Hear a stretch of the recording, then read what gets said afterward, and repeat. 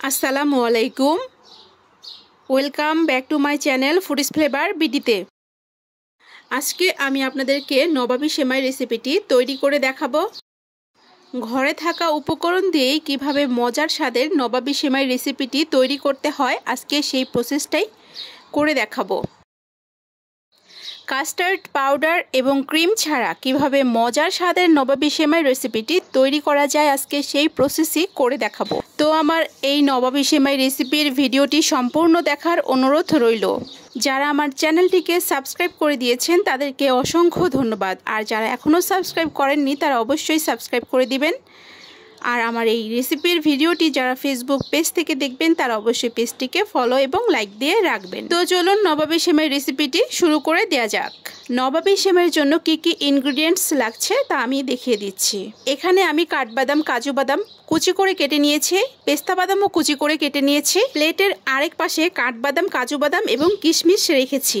Condense milk নিয়েছি half cup পরিমাণ মতো, সুগার নিয়েছি 1 কাপ, 1/3 কাপ পরিমাণ মতো নিয়েছি কর্নফ্লাওয়ার, মিল্ক পাউডার নিয়েছি হাফ কাপ প্লাস 1/4 কাপ পরিমাণ, 2টি লবঙ্গ, 2টি দারচিনি, 3টি এলাচ, 1টি তেজপাতা নিয়েছি। এখানে আমি বনফুলের 2টি লাচ্চা সেমাইয়ের প্যাকেট নিয়েছি। এই লাচ্চা সেমাইয়ের ওজন 400 গ্রাম হবে। তো এবার আমি প্যাকেট থেকে লাচ্চা সেমাইগুলো একটি প্লেটে ঢেলে নিলাম।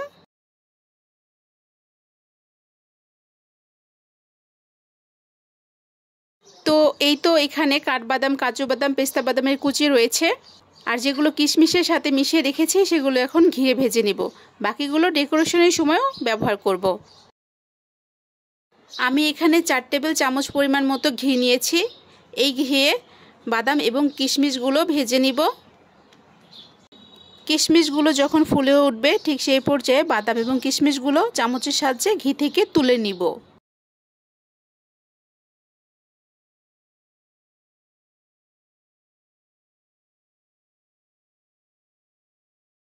এবার আমি 2টি দারচিনি, 2টি লবঙ্গ, 3টি এলাচ এবং 1টি তেজপাতা এই ঘিয়ে ভেজে নিব। এবার আমি 400 গ্রাম পরিমাণ লাচ্চা সেমাই দিয়ে দিব, ভালো মতো ঘিয়ে ভেজে নিব। আমি 4 টেবিল চামচ পরিমাণ মতো ঘি দিয়ে দিয়েছিলাম। এই ঘিয়েই লাচ্চা সেমাইগুলো ভালো মতো ভেজে নিচ্ছি। স্প্যাচুলার দিয়ে ভালো মতো নেড়েচেড়ে ভেজে নিব। এবার দিয়ে দিব প্রায় 1 কাপ পরিমাণ মতো চিনি। বাকি চিনিটুকু আমি ক্রিম তৈরি করার সময় ব্যবহার করব। এবার স্প্যাচুলার দিয়ে নেড়েচেড়ে চিনি এবং সেমাই ভালো মতো মিশিয়ে নেব। তো চিনির পরিমাণটা বাড়িয়ে বা কমিয়েও নিতে পারেন যার যার স্বাদ অনুযায়ী। তো এই পর্যায়ে আমি দিয়ে দিচ্ছি হাফ কাপ পরিমাণ মিল্ক পাউডার। এবার সব ভালো মতো সেমাইয়ের সাথে মিশিয়ে নিব। স্প্যাচুলার দিয়ে ভালো মতো নেড়ে চেড়ে সব ভালো মতো মিশিয়ে নিব।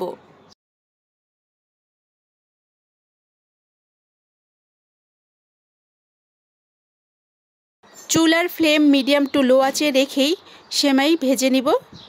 হাই ফ্লেমে ভাজতে যাব না, সেক্ষেত্রে সেমাই কিন্তু পুড়ে যাওয়ার পসিবিলিটি থাকে।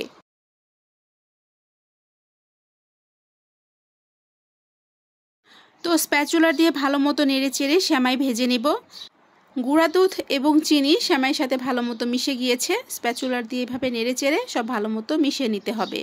তো সেমাইয়ের কালারটাও একটু চেঞ্জ হয়ে এসেছে এবং সেমাইটা ঝরঝরেও হয়ে এসেছে।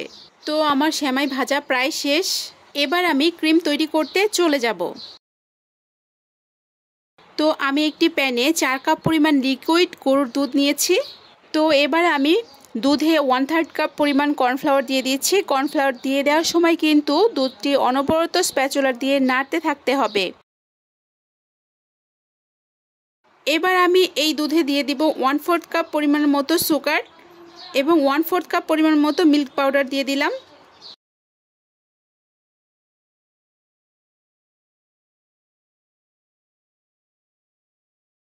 এবার দিয়ে দিব হাফ কাপ পরিমাণ মতো কনডেন্স মিল্ক। সব কিছু এখন ভালো মতো স্প্যাচুলার দিয়ে নেড়ে চেড়ে মিশিয়ে নিতে হবে। তো এবার স্প্যাচুলার দিয়ে অনবরত নাড়তে থাকবো যাতে সব কিছু দুধের সাথে মিশে যায়। তো এই পর্যায়ে আমি চুলাটি অন করে দিয়েছি। তো এবার চুলার আঁচ হাই ফ্লেমে রেখে দুধটিকে স্প্যাচুলার দিয়ে অনবরত নেড়ে দুধ জাল করে ঘন করে ফেলতে হবে।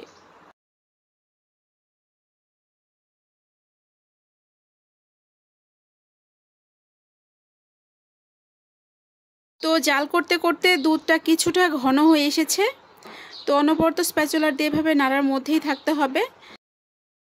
স্প্যাচুলার দিয়ে না নাড়লে অনেক সময় দেখা যায় নিচে দলা পেকে যায়, সেই বিষয়টা লক্ষ্য রাখতে হবে। তাই অনবরত নাড়াচাড়ার মধ্যেই থাকতে হবে।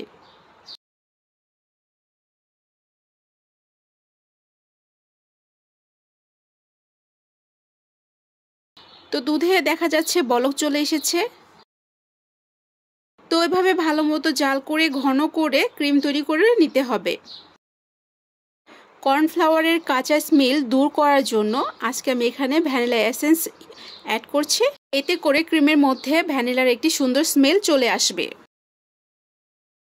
তো এবার আমি একটু নেড়ে দিচ্ছি।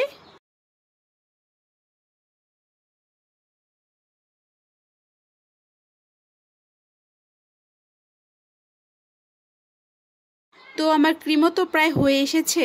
শেষ পর্যায়ে আমি এই ক্রিমে অ্যাড করব ঘি।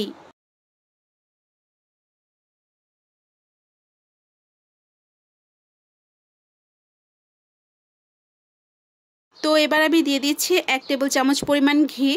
এতে করে ক্রিমের মধ্যে একটি ঘিয়ের ফ্লেভার পাওয়া যাবে। তো ঘি দিয়ে দেওয়ার পর ভালো মতো মিশিয়ে নিচ্ছি। তো আমার ক্রিম তৈরি করা প্রায় শেষ। এবার আমি সার্ভিংয়ে চলে যাব। একটি কাচের বাটিতে আমি নবাবী সেমাইয়ের কিছু অংশ সেট করে নিয়েছিলাম। তো এবার আমি সেই সেমাইয়ের ওপর দিয়ে দিব তৈরি করা হোমমেড নবাবী সেমাইয়ের ক্রিম। আমি গরম অবস্থায় ক্রিমটা দিয়ে দিলাম। ক্রিমটা ঠান্ডা হলে কিন্তু আরও অনেক জমে যাবে। এবার আমি ক্রিমের ওপর দিয়ে দিচ্ছি সেই ভেজে রাখা লাচ্চা সেমাই। তো আমি ক্রিমের ওপরে ভেজে রাখা লাচ্চা সেমাই দিয়ে পুরো বাটিটি কভার করে নিব। এবার আমি সেমাইয়ের উপর দিয়ে দিব ঘিয়ে ভেজে রাখা কাঠবাদাম, কাজু বাদাম এবং কিশমিশ। এভাবে ছড়িয়ে দিব। তো আমি একটি গ্লাসে ভেজে রাখা লাচ্চা সেমাই, ক্রিম এবং সেমাই দিয়ে একই প্রসেসে সাজিয়ে নিয়েছি। তো এবার আমি দিয়ে দিব স্লাইস করে কেটে রাখা পেস্তা বাদাম কুচি। ডেকোরেশনের ক্ষেত্রে এই পেস্তা বাদামগুলো দেখতে অনেক সুন্দর লাগে, তাই আমি পেস্তা বাদামগুলো অ্যাড করছি। ডেকোরেশনের ক্ষেত্রে আরও সৌন্দর্য বৃদ্ধির জন্য আমি এখানে অ্যাড করছি স্লাইস করে কেটে রাখা চেরি কুচি। তো আপনারা আপনাদের পছন্দ মতো অন্যরকমভাবেও ডেকোরেশন করে নিতে পারেন। তো ভিউয়ার্স, এই তো আমার নবাবী সেমাই রেসিপিটি তৈরি সহ ডেকোরেশন সব কমপ্লিট হয়ে গেল। ঘরে থাকা উপকরণ দিয়েই মজার স্বাদের নবাবী সেমাই রেসিপিটি তৈরি করে দেখালাম। ক্রিম ও কাস্টার্ড পাউডার ছাড়াও কিভাবে এত মজার এবং সহজ উপায়ে নবাবী সেমাই রেসিপিটি তৈরি করা যায় আজকে তাই করে দেখালাম। তো ভিউয়ার্স, আমার এই নবাবী সেমাই রেসিপির ভিডিওটি যদি আপনাদের ভালো লাগে তাহলে অবশ্যই আমার চ্যানেলটিকে সাবস্ক্রাইব করে দিবেন এবং পাশে থাকা বেল আইকনটিও প্রেস করে দিবেন। আমার এই রেসিপির ভিডিওটি যারা ফেসবুক পেজ থেকে দেখবেন অবশ্যই পেজটিকে ফলো এবং লাইক করে দিবেন। তো সবাই অনেক ভালো থাকবেন, আমার জন্য দোয়া করবেন। পরবর্তীতে নতুন কোনো রেসিপির ভিডিও নিয়ে আবার হাজির হয়ে যাব। সেই পর্যন্ত আল্লাহ হাফেজ।